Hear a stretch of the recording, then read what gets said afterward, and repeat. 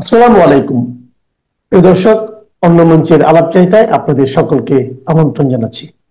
আপনারা হয়তোবা জেনে থাকবেন প্রায় মাস দেড়েক দুয়েক আগে বা তারও আগে একটি ট্রেড এগ্রিমেন্ট বা একটা নন ডিসক্লোজার এগ্রিমেন্টের কথা আমরা বারবার বলেছি, যেটি এই দখলদার বাহিনী আমেরিকার সাথে সম্পাদিত করেছে।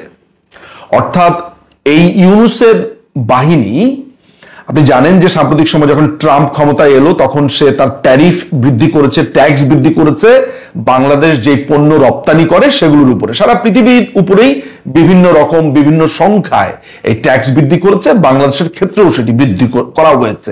এবং এই ঘটনার প্রেক্ষিতে বাংলাদেশের একটা প্রতিনিধি দল, এই অবৈধ প্রতিনিধি দল বলাই ভালো, তারা আমেরিকাতে গেছে এবং গোপনে আমেরিকার সাথে একটি চুক্তি সম্পাদিত করেছে, যেই চুক্তি মানুষের সামনে আনা হয়নি এবং একজন সরকারি কর্মকর্তা নিজের জীবনের ঝুঁকি নিয়ে এই চুক্তিটি পাবলিক করে দিয়েছে এবং সেটি আমাদের হাতে গত 2-2.5 মাস ধরেই ঘুরপাক খাচ্ছে।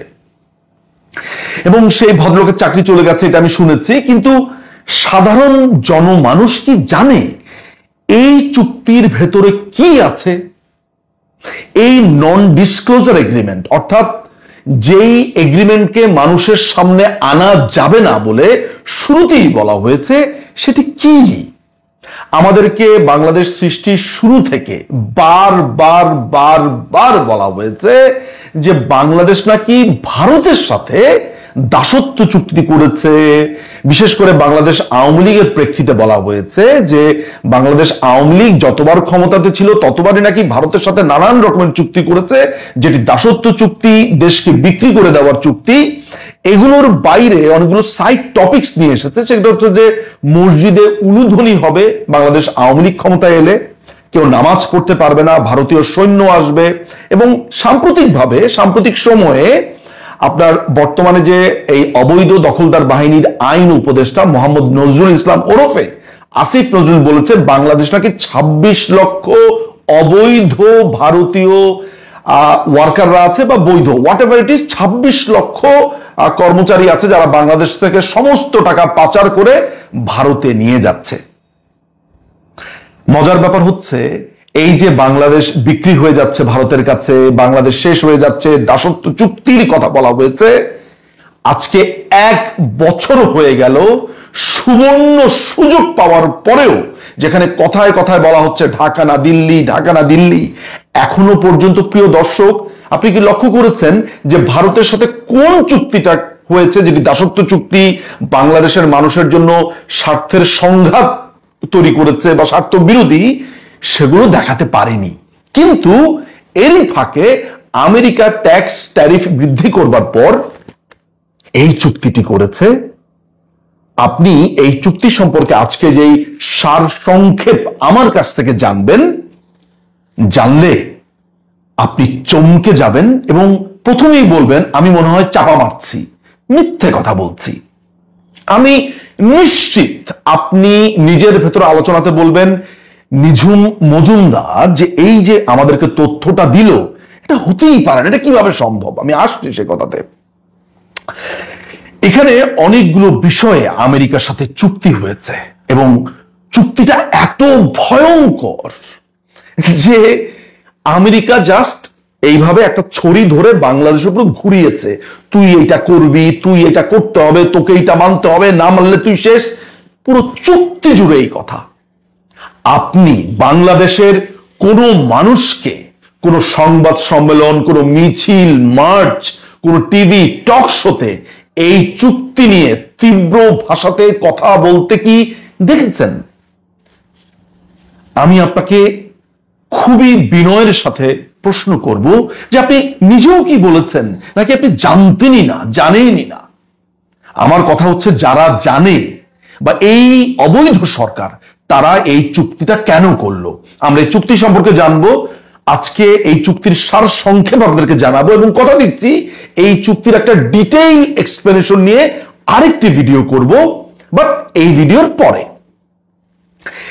মেডিকেল ডিভাইস নিয়ে এই চুক্তিতে বলা আছে বাংলাদেশে আমেরিকার যেই আপনার রেগুলেশন আছে, food and drug administration, FDA, অর্থাৎ আমেরিকাতে যে পদ্ধতিতে একটি মেডিকেল ডিভাইসকে লাইসেন্স দেওয়া হয় সেটি সেফ কিনা, ঠিক কিনা, এই কথাটা আমেরিকাতে বলা হয়। বাংলাদেশের অথরিটি সেই মেডিকেল ডিভাইস বাংলাদেশে কোনো ধরনের টেস্ট ছাড়া, কোনো ধরনের নতুন রেস্ট্রিকশন বা কন্ডিশন বা কোনো ধরনের ট্যাক্স, ট্যারিফ কিচ্ছু ছাড়া বাংলাদেশে সেটিকে আনতে দেবে।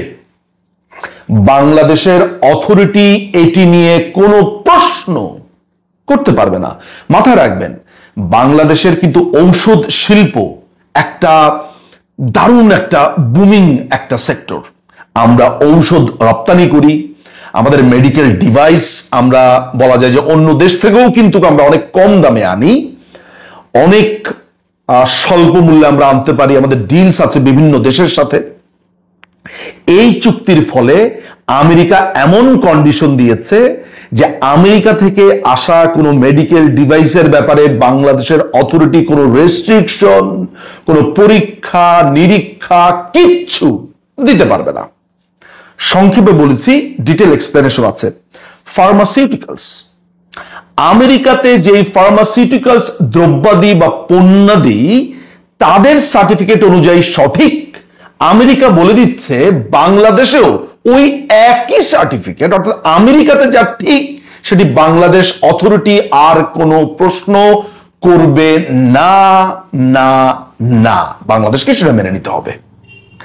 বাংলাদেশের ঔষধের বাজার, ফার্মাসিউটিক্যালসের বাজার, মেডিকেল ডিভাইসের বাজার বা বাংলাদেশ অন্য দেশ থেকে যদি সস্তায় সেটা আনতে পারত, এইটা কমপ্লিটলি একটা রিস্কের বা ঝুঁকির মধ্যে আমাদেরকে ফেলে দিয়েছে। এখন আপনি প্রশ্ন করবেন যে বাংলাদেশের অথরিটি কেন কোনো প্রশ্ন করতে পারবে না? আপনি প্রশ্ন করবেন যে বাংলাদেশের অথরিটি যদি কোনো একটা পণ্যের উপরে ট্যাক্স বসাতে চায়, ফার্দার প্রশ্ন করতে চায় যে তোমার কোয়ালিটি আমার দেশের সাথে কম্পাটেবল কিনা, আমার দেশের সাথে যায় কিনা, বা এটা আমার দরকার কিনা, বা এটা আমি এই দামে আনবো কিনা, সেই প্রশ্ন বা সেই রেস্ট্রিকশন আপনি দিতে পারবেন না। এরপরে রয়েছে মোটর ভেহিকেল পার্টস। ওই একই ব্যাপার, আমেরিকাতে একটা গাড়ির যে যন্ত্রাংশ কিংবা একই সাথে আছে রিম্যানুফ্যাকচার্ড গুডস এবং এগ্রিকালচার, এই দুটো তিনটার জায়গাতেই একই রকম। অর্থাৎ আমেরিকা যদি একটি মোটর যন্ত্রাংশের ব্যাপারে কোনো সার্টিফিকেট দেয় তাদের দেশে, বাংলাদেশ সেটিকে নতুন করে টেস্ট করতে পারবে না। বাংলাদেশ নতুন করে সেটি নিয়ে কোনো ধরনের এম্বার্গো, কোনো ধরনের ট্যাক্স বা কোনো ধরনের স্ট্যান্ডার্ড এটা সেট করতে পারবে না। আমি জানি না আমার কথাগুলো খুব কঠিন হয়ে যাচ্ছে কিনা। অর্থাৎ বারবারই বলছি, আমেরিকাতে যেই পদ্ধতিতে চলবে একই পদ্ধতি বাংলাদেশে যে চলবে বা ওই একই কোয়ালিটির যে বাংলাদেশে চলতে পারে এটি নয়। কিন্তু বাংলাদেশ একটি সার্বভৌম রাষ্ট্র, তার নিজস্ব স্ট্যান্ডার্ড আছে, তার নিজস্ব নিয়ম আছে, নীতি আছে। হ্যাঁ, আমরা দরিদ্র দেশ, গরিব দেশ, আমাদের অর্থের স্বল্পতা আছে, আমাদের ম্যান পাওয়ারের স্কিল নিয়ে প্রবলেম আছে, আমাদের অনেক কিছুতেই অনেক প্রবলেম আছে, কিন্তু আমরা সবশেষে একটা সার্বভৌম দেশ। আমি আমার দেশে একটা পণ্য আনবো অন্য দেশ থেকে এক্সপোর্ট করে, সেই দেশের সার্টিফিকেট আমাকে মেনে নিতে হবে। একই কাজ যদি এমন হতো যে ইন্ডিয়ার সার্টিফিকেটে যা আছে, ইন্ডিয়ার পণ্য বাংলাদেশে আর কোনো টেস্ট করা যাবে না, এই ধরনের কোনো চুক্তি যদি হতো ফার্মাসিউটিক্যালের ক্ষেত্রে, এগ্রিকালচারের ক্ষেত্রে, আপনার মেডিকেল ডিভাইসের ক্ষেত্রে বা মোটর ভেহিকেলের ক্ষেত্রে, হ্যাঁ আপনি মেনে নিতেন, আপনি কোনো কিচ্ছু আওয়াজ করতেন না। কিন্তু এই ক্ষেত্রে আপনি চুপ কেন? আপনি ভারতের ব্যাপারে এমন উচ্চকিত, স্বাভাবিক, আপনার যদি কোনো স্বার্থের বাইরে ভারত কিছু করে আমার সাথে, 100 বার না কয়েক কোটি বার আমি প্রতিবাদ করব। আমার দেশের ঊর্ধ্বে তো ভারত না। তাহলে আমার দেশের ঊর্ধ্বে যদি ভারত না হয়, আমার দেশের ঊর্ধ্বে আমেরিকা কেন? আপনি আমাকে বলেন, শুধু ভারত কেন, মঙ্গোলিয়া, কানাডা, পাকিস্তান, চীন, জাপান, রাশিয়া, কেউ আমার দেশের ঊর্ধ্বে না। আমার দেশের আইন মানতে হবে, সে যেই হোক না কেন। তাহলে আপনি ভারতের ব্যাপারে এমন ঘৃণা বর্ষণ করেন, এই আমেরিকা যে এই চুক্তিটা করলো সেটার ব্যাপারে আপনি ঘৃণা বর্ষণ করেন না কেন? এইখানে বলা হচ্ছে ডেইরি প্রোডাক্টের কথা, এটা খুবই ভয়ঙ্কর ব্যাপার। বলা হয়েছে Bangladesh Dairy Safety System not adopt or maintain a facility registration requirement. আমরা এদের পণ্যের কোনো যে নতুন করে রেজিস্টার করতে হবে, রেজিস্ট্রেশন করতে হবে, নতুন করে কোনো ধরনের নিয়ম নীতি দিতে হবে। যেমন ওরা বলছে allow imports of US dairy product of bovine, ovine and caprine। এইটার একটা সহজ মানে আমি আপনাকে বলতে পারি যে ক্যাটল জাতীয় যেসব প্রাণীগুলো আছে তাদের মাংস আপনি আমদানি করতে পারবেন, প্রসেসড মিট আপনি আমদানি করতে পারবেন, কিন্তু কোনো প্রশ্ন আপনি করতে পারবেন না। এখন আপনি জানেন পশ্চিমা দেশের থেকেই বেশিরভাগ সময় সোয়াইন ফ্লু, বিভিন্ন ধরনের ফ্লু এগুলো ছড়ায়।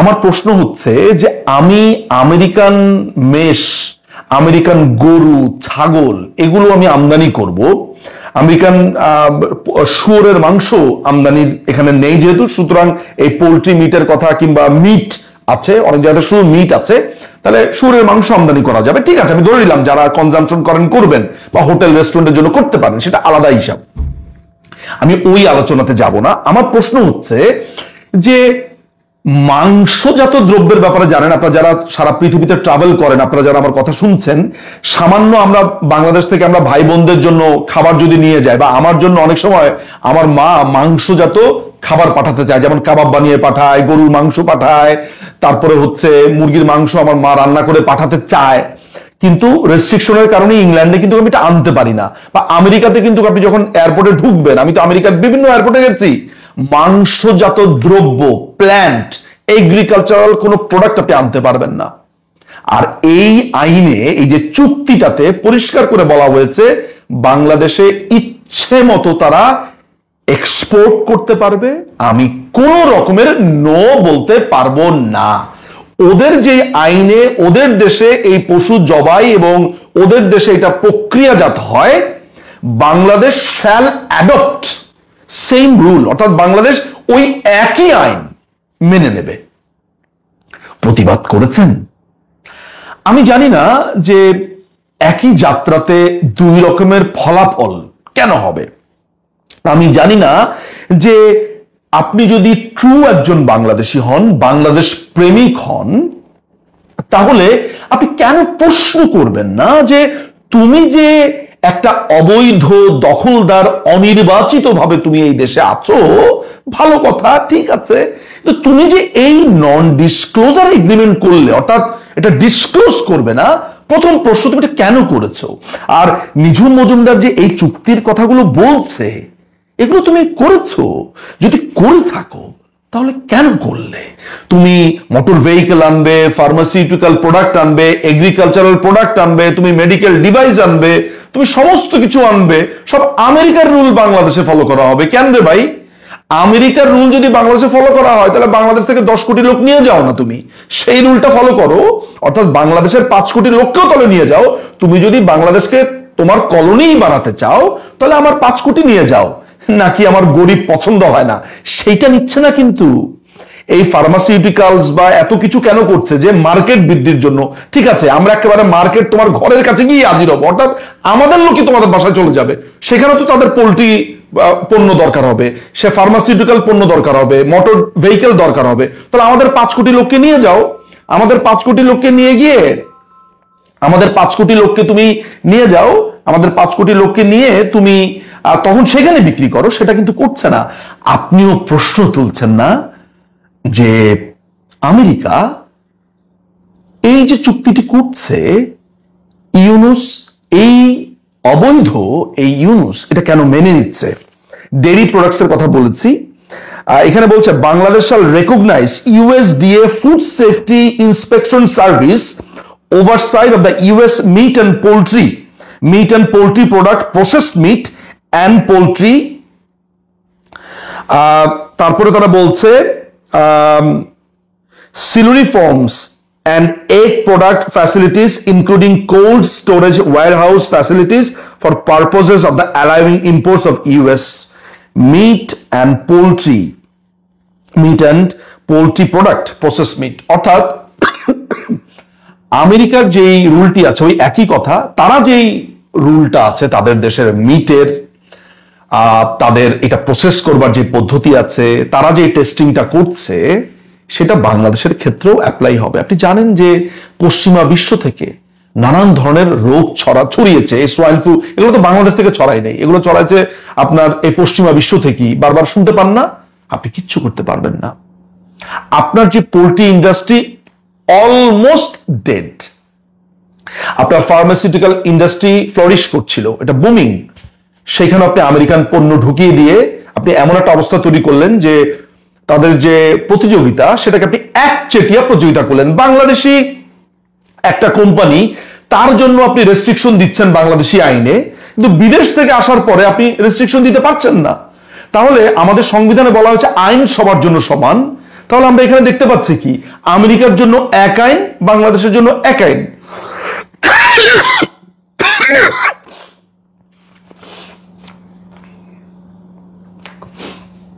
Bangladesh shall accept US meat and poultry products, processed meat and poultry, ওই যে এগ প্রোডাক্ট যেগুলো বলেছি সেগুলা। তারপরে বলা হয়েছে Bangladesh shall allow imports into Bangladesh when the shipment is accompanied by the bilaterally agreed certificate। এটা হচ্ছে কোনো অ্যাকুয়াটিক প্রোডাক্ট যদি বাংলাদেশে আসে, তাহলে আপনার যে national oceanic and atmosphere administration যেটা আছে, তাদের সার্টিফিকেটই এনাফ হবে। বাংলাদেশ যদি আলাদা করে কোনো লাইসেন্সিং করতে যায়, বাংলাদেশ যদি আলাদা করে কোনো নিয়ম নীতি করতে যায়, সেটা আমেরিকা বলছে করা যাবে না। বাংলাদেশ বলছে, আমেরিকা বলছে সেটা আমেরিকা মেনে নেবে না। এই চুক্তি বাংলাদেশ অলরেডি করে ফেলেছে, রাজি বাংলাদেশ। অর্থাৎ বাংলাদেশের কোনো নিজস্ব নিয়ম নীতি যেটা আছে বাংলাদেশি প্রোডাক্টের ক্ষেত্রে, সেটা আমেরিকান প্রোডাক্টের ক্ষেত্রে গণ্য করা হবে না। এগ্রিকালচারাল বায়োটেকনোলজি, এখানে পরিষ্কার করে বলা হয়েছে যে সুপার রিস্ক প্রোডাক্ট আছে, হাই রিস্ক প্রোডাক্ট আছে। সেই হাই রিস্ক প্রোডাক্টও বাংলাদেশ অথরিটি কোনো ধরনের রেস্ট্রিকশন দিতে পারবে না। এই আপনারা যদি এই চুক্তিটা দেখেন, দেখবেন যে ওই চুক্তির এগ্রিকালচারাল বায়োটেকনোলজির 2 নম্বর পয়েন্টে এটা পরিষ্কার করে বলা আছে। হালাল সার্টিফিকেশন, যেই হালাল সার্টিফিকেশন প্রযোজ্য যেসব প্রোডাক্টের ক্ষেত্রে, সেটা আমেরিকার যে স্ট্যান্ডার্ড আছে হালালের, ওইটাই মেনে নিতে হবে। বাংলাদেশ নতুন করে হালাল সার্টিফিকেশনটা দিতে পারবে না। ইন্টেলেকচুয়াল প্রপার্টির ক্ষেত্রে কিছু নিয়ম নীতি এখানে আছে, এইটা অনেক লম্বা। এটা বোঝাতে গেলে শুধু এইটি আবারও একই কথা যে এই ইন্টেলেকচুয়াল প্রপার্টির ক্ষেত্রে বাংলাদেশ কিছু কিছু জিনিসপত্র করতে পারবে, বাট সেটা very much open to US আপনার কোম্পানি বা এগুলার ক্ষেত্রে। ইন্ডিভিজুয়ালের ক্ষেত্রে সেটা খুবই রেস্ট্রিক্ট করে দেওয়া হয়েছে। এখানে আপনার চুক্তি আছে হচ্ছে ম্যাক্সিমাম রেসিডিউ লেভেল MRL, যেটা হচ্ছে যে Bangladesh shall limit suspension of US entities based on MRL non-compliance to the responsible entity and only after multiple non-compliances। কি ভয়ঙ্কর একটা ব্যাপার, তাই না? সেটা বলছে Bangladesh shall limit suspension of US entities based on MRL non compliance করলেও আপনি এটা করতে পারবেন to the responsible entity and only after, যদি কয়েকটা আপনার সে না মানে তখন আপনি তারপরে সাসপেনশন দিতে পারবেন, 2-1টা করলে না। কি অদ্ভুত নিয়ম কানুন, তাই না? যে আমেরিকা থেকে প্রোডাক্ট আসবে, আমেরিকা থেকে কোম্পানি ব্যবসা করবে, সেই ব্যবসা প্রতিষ্ঠান কিভাবে চলবে, কি পদ্ধতিতে চলবে, সেটা আমেরিকার নিজস্ব ফেডারেল আইন বা আমেরিকার আইন নির্ধারণ করে দিবে। আপনি বাংলাদেশি বা বাংলাদেশি অথরিটি সেটাকে কন্ট্রোল করতে পারবেন না।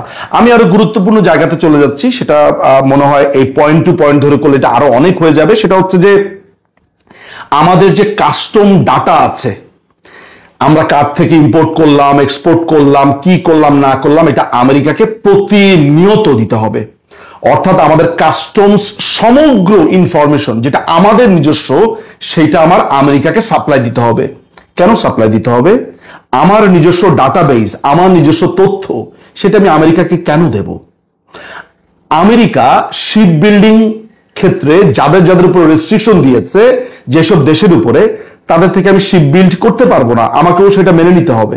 এবং সেই কারণেই আমেরিকা চায়না থেকে জাহাজ কিনে আমার কাছে বিক্রি করছে চড়া দামে, আর আমি ডাইরেক্ট চায়না থেকে কিনলে অ্যাটলিস্ট আমরা হাফ দামে কিনতে পারতাম। আপনারা কয়দিন আগে দেখেছেন প্রায় 700 কোটি টাকা এক্সট্রা দিয়ে জাহাজ ক্রয় করেছে বাংলাদেশ বা চুক্তি করেছে, যেটা চায়না থেকে কিনলে 700-750 কোটি টাকার নিচে আমরা কিনতে পারতাম, মানে কমে কিনতে পারতাম।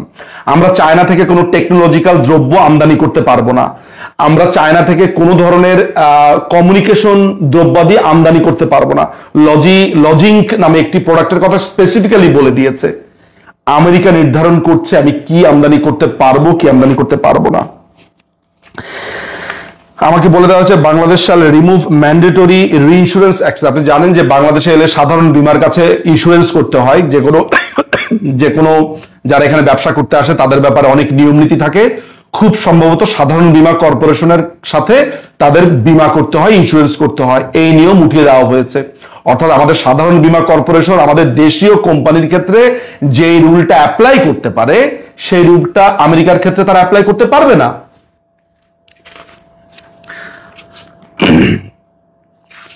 তারা এখানে বলছে যে eliminating unreasonable restriction on the right two strike including prohibition. এখানে ট্রেড ইউনিয়ন কিভাবে চলবে সেই ট্রেড ইউনিয়নের কথা বলা হচ্ছে।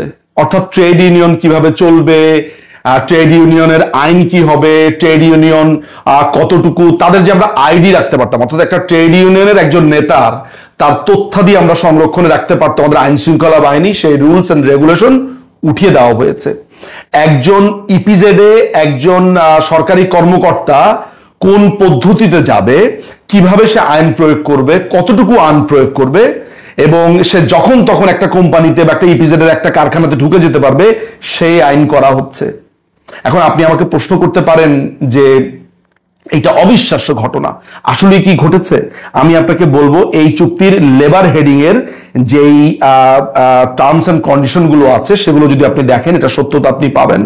কি সত্যতা পেয়েছেন? সত্যতা পেয়েছেন যে একটা লেবার ইউনিয়ন কিভাবে চলবে, একটা লেবার আপনার একটা আইন প্রয়োগকারী সংস্থা কিভাবে আইন প্রণয়ন করবে, সেইটার রীতিমতো একটা খসড়া এই চুক্তির ভেতরে করে দেওয়া হচ্ছে।